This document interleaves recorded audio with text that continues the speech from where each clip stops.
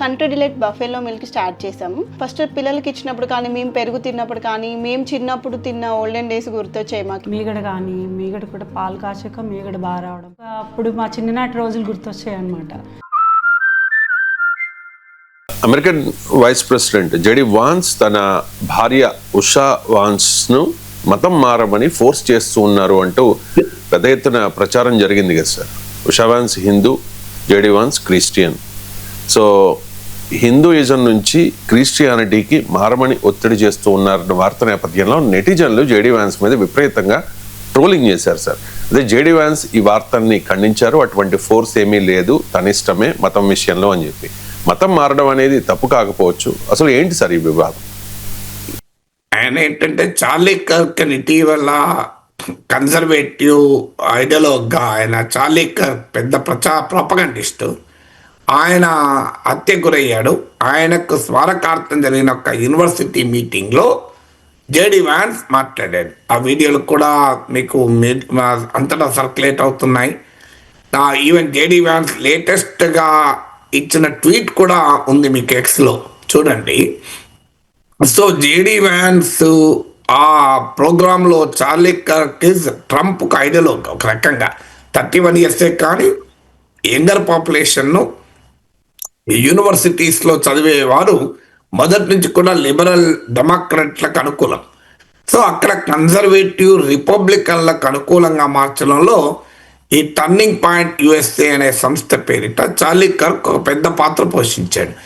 ఆ turning point USA పెట్టిన సమావేశంలో మాట్లాడుతుండగా ఒక Indian origin women, reportedly Indian origin women ఒక క్వశ్చన్ అడిగారు తన ఇంటర్ఫేత్ మ్యారేజ్ గురించి. ఆ విషయంలో ఆయన నేను ఫోర్స్ చేస్తున్నాను అని అనలేదు. యాక్చువల్గా అన్నది ఏంటి అంటే, నా భార్య హిందూ, నేను క్రిస్టియను, నేను వాస్తవంగా ఎగ్నాస్టిక్ ఉండేవాడిని, అంటే అటు నాస్తికుడు కాడు ఇటు ఆస్తికుడు కాడు అని, అంటే మతం పట్ల దేవుని పట్ల పెద్దగా పట్టింపు లేని వాడిగా ఉండేవాడిని. కానీ నేను క్రిస్టియన్ ఫేత్లోకి బలంగా రావటానికి కూడా నా భార్య నాకు సహకరించింది. నా భార్య నాతో పాటు చర్చికి కూడా వస్తుంది. మా పిల్లల్ని మేము క్రిస్టియానిటీలో పెంచామనే అండర్స్టాండింగ్కి వచ్చాము. ఆమె ఇప్పటికీ హిందూ, ఏదో ఒక రోజు నాలాగనే ఆమె కూడా క్రిస్టియన్ ఫేత్ను నమ్ముతుంది అని ఆశిస్తాను అన్నాడు. కానీ అది ఆమె ఇష్టము. ఆమె ఒకవేళ రాకపోయినా కూడా ఇబ్బంది ఏమీ లేదు, ఎందుకంటే దేవుడే ఎవరికైనా ఫ్రీ విల్ ఇస్తున్నాడు కనుక. సో ఆమె మత విశ్వాసాలు నేను గౌరవిస్తాను. మాకు ఇప్పటి వరకు ఏ రకమైన ఇబ్బందులు రాలేదు, ఇక ముందు కూడా రావు అన్నాడు. అసలు అన్న స్టేట్మెంట్ ఇది మొత్తం. సో నేను ఉషాను హిందూయిజం నుంచి క్రిస్టియానిటీ కన్వర్ట్ చేసుకోమని చెప్తున్నా అని అనలే. ఆశాభావాన్ని వ్యక్తం చేశాడు. భర్తగా భార్య కూడా నాలాగనే విశ్వాసాలు కలిగి ఉన్నగా వస్తారని. ఎందుకన్నాడు ఈ మాట? ఈ మాటలో ఒక ఇబ్బంది ఏంటి అంటే, అంతకుముందు ఉషా చిలుకూరి, మన తెలుగమ్మాయి, వాళ్ళ పేరెంట్స్ అమెరికాలో పుట్టి పెరిగిన హిందూ ఫ్యామిలీ. ఆమె గతంలో ఒక ఇంటర్వ్యూలో చెప్తూ, మా పేరెంట్స్ హిందువులు, హిందూ విశ్వాసాలు కలిగిన వారు, నేను హిందూ విశ్వాసాలతో పెరిగాను, మా పేరెంట్స్ రిలీజియస్ గనకనే వారు నాకు మంచి పేరెంట్స్ కాగలిగారు అని ఆమె ఓపెన్గా తాను ప్రాక్టీసింగ్ హిందూ అని ప్రకటించాను. నేను క్రిస్టియానిటీలోకి మారేది కూడా లేదు అని కూడా ప్రకటించింది ఆమె. సో సమస్య ఎక్కడ వచ్చిందంటే, ఇప్పుడు ఆ కాంటెక్స్ట్, ఇది ఐ థింక్ 1-2 ఇయర్స్ కింద అన్నట్టున్నారు. సో ఆ కాంటెక్స్ట్ తెచ్చుకొని ఒక రకంగా జేడీ వాన్స్ ఒత్తిడి తెస్తున్నాడన్న దాడి. బట్ ఏదైనా అది వారి వారి వ్యక్తిగత విషయం, మత విశ్వాసాలు అన్నది. ఇక్కడ సమస్య ఎక్కడొచ్చింది అంటే, కుటుంబాలలో ఉండే మత విశ్వాసాలను రోడ్డు పైన బహిరంగపరచడం ఏంటి అనేది ఒక క్వశ్చన్. దానికి జేడీ వాన్స్ ఆన్సర్ ఇచ్చాడు. నేను వైస్ ప్రెసిడెంట్గా ఉన్నాను కనుక అనివార్యంగా ఈ చర్చ వస్తుంది. కానీ అసలు విషయం ఏంటంటే, అమెరికాలో కన్జర్వేటివ్ రిపబ్లికన్ పాలిటిక్స్ ఇన్ఫ్లుయెన్స్ పెరిగిన తర్వాత చర్చ్ యొక్క ప్రభావం కూడా పెరుగుతుంది. మీకు భారతదేశంలో ఎలాగైతే రైట్ వింగ్ పాలిటిక్స్ పెరిగాక మతం ప్రాధాన్యత పెరుగుతుందో, అక్కడ కూడా క్రిస్టియానిటీ ఇన్ఫ్లుయెన్స్ పెరుగుతోంది. ఇప్పుడు మీకు ఈ చార్లీ కర్క్ ఇదే వెరీ పవర్ఫుల్ కన్జర్వేటివ్ క్రిస్టియన్. అందువల్ల రిపబ్లికన్ ఐడియాలజీలోనే రైట్ వింగ్ ఐడియాలతో పాటు రిలీజియాసిటీ, వాళ్ళు ఎబార్షన్కి వ్యతిరేకం, బలమైన మతపరమైనటువంటి విశ్వాసాలు కలిగిన రాజకీయాలు అవి. ఇప్పుడు మన దేశంలో కూడా మీకు సోనియా గాంధీ, మీకు రిపబ్లిక్ టీవీ అర్నబ్ గోస్వామి గురించి అడిగితే ఆయన ప్రియాంక గాంధీ అనడు, ఎప్పుడు ప్రియాంక వాద్రా అంటాడు. ఎందుకు? ఆయన ప్రియాంక హస్బెండ్ రాబర్ట్ వాద్రా, ఆయన క్రిస్టియన్ అని చెప్పడం అని ఉద్దేశం. సో అందరికీ తెలుసు అర్నబ్ గోస్వామి ఎవరి కొరకు కరసేవ చేస్తాడు. అలాగే సోనియా గాంధీ ఇటాలియన్ నేమ్, ఆమె క్రిస్టియన్ నేమ్ ఎవరు గుర్తు చేయకపోయినా అర్నబ్ గోస్వామి రోజుకోసారైనా గుర్తు చేస్తుంటాడు. సో ఇది బీజేపీ ఎప్పటి నుంచో వాడుతున్న ఆయుధమే. జగన్మోహన్ రెడ్డి మత విశ్వాసాలపైన టీడీపీ ఆయుధంగా వాడలేదా? మనందరికీ తెలుసు కదా ఇది ఓపెన్గానే.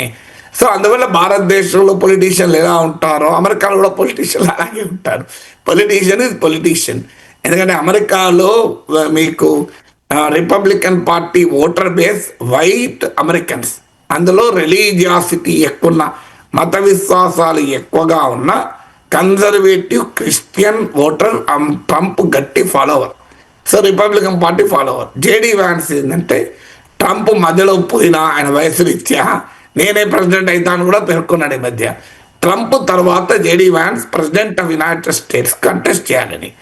బహుశా అప్పటి వరకు ఆయన సతీమణి మత విశ్వాసాలు ఒక పెద్ద వివాదం అయ్యేటువంటి అవకాశం కూడా కొట్టిపారలేం. ఎందుకంటే ఎలాగైతే మన దేశంలో కాంగ్రెస్ పార్టీని రాహుల్ గాంధీని టార్గెట్ చేయడానికి ప్రియాంక వాద్రా అని, సోనియా గాంధీ క్రిస్టియన్ నేమ్గా తెలిసే పేరును ఎలాగైతే బీజేపీ మద్దతుదారులు వాడుకుంటారో అక్కడ కూడా ట్రంప్ వ్యతిరేకులు వాడుకునే అవకాశం ఉంది.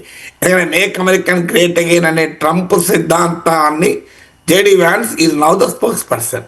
సో దాంట్లో బలమైన ప్రో క్రిస్టియన్, కన్జర్వేటివ్ క్రిస్టియన్ అంటే చాలా బలమైన క్రిస్టియన్ మత విశ్వాసాలు కలిగి ఉండడం కూడా ఆ మాగాలో భాగం.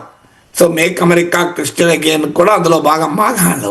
సో అందువల్ల ఆ కాన్స్టిట్యున్సీని సంతృప్తి పరచాలి కనుక జేడీ వ్యాన్స్ ఈ రకమైన వ్యాఖ్యానాలు చేశాడు. అసలు విషయం అది.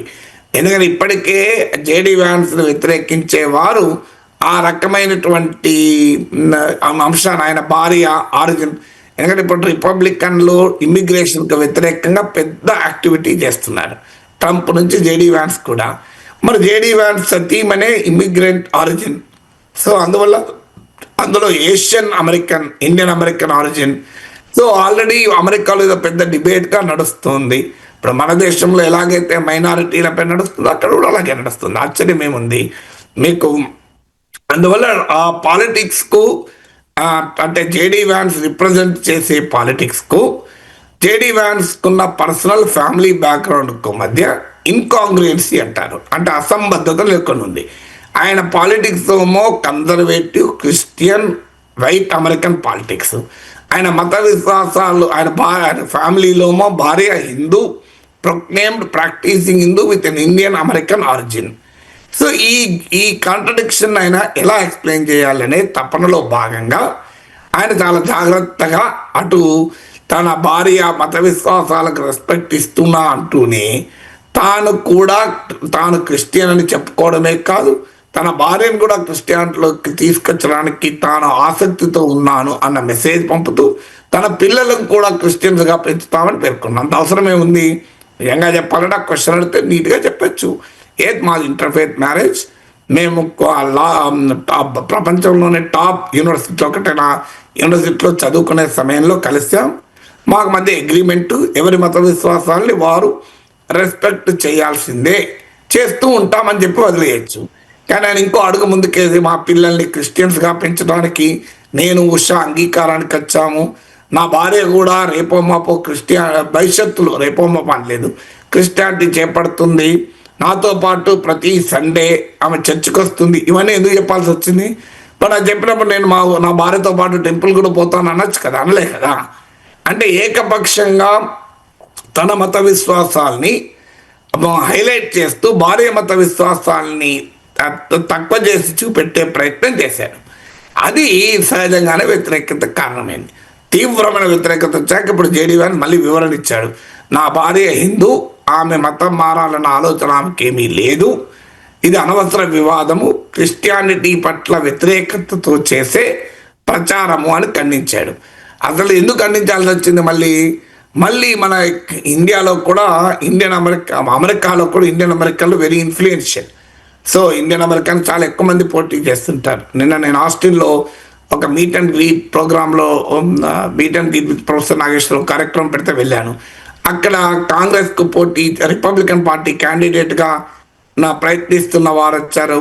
లియాండర్, అలాగే పక్కన సిడార్ పార్క్ సిటీ కౌన్సిల్కు పోటీ చేస్తున్న వాళ్ళు కూడా వచ్చారు. పుల్లారెడ్డి, మోహన్ అని, అభిరామ్ అని, వీళ్ళు కూడా వచ్చారు. అంటే మన వాళ్ళు అమెరికా రాజకీయాల్లో కూడా ముగ్గురు కూడా రిపబ్లికన్ పార్టీ వాళ్ళే మళ్ళీ. సో అమెరికాలో రాజకీయాల్లో వీళ్ళు ఆ పాత్ర కూడా పోషిస్తున్నారు మన వాళ్ళు.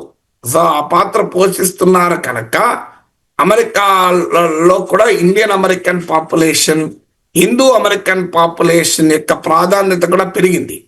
సో వాళ్ళ ఓట్లు కూడా కావాలి కదా మళ్ళీ రిపబ్లికన్ పార్టీకి. ఒకప్పుడు ఇండియన్ అమెరికన్స్, హిందూ అమెరికన్స్ ఎక్కువగా డెమోక్రట్ల వైపు ఉండేవాళ్ళు. సో వాళ్ళు రిపబ్లికన్ల వైపు తక్కువ ఉండేవాళ్ళు. ఈ మధ్య కాలంలో రిపబ్లికన్ల వైపు కూడా పెరిగారు. సో అందులో భారతీయ జనతా పార్టీ ఫినామినన్ ఇండియాకి వచ్చాక బీజేపీ కాస్త ప్రో ట్రంప్, ప్రో రిపబ్లికన్ వైఖరి తీసుకోవడం తర్వాత పెరిగారు కూడా. అందువల్ల ఆ ఓట్లు కూడా కావాలి. అందుకని ఇప్పుడు ఈ వివరణ ఇచ్చాడు. అందువల్ల పొలిటీషియన్ అమెరికాలో ఉన్న, ఇండియాలో ఉన్న, చంద్రమండలం పైన ఉన్న రాజకీయ నాయకుడు ఓట్ల కొరకు, ఓటర్లను దృష్టిలో పెట్టుకొని మాట్లాడుతూనే ఉంటారు.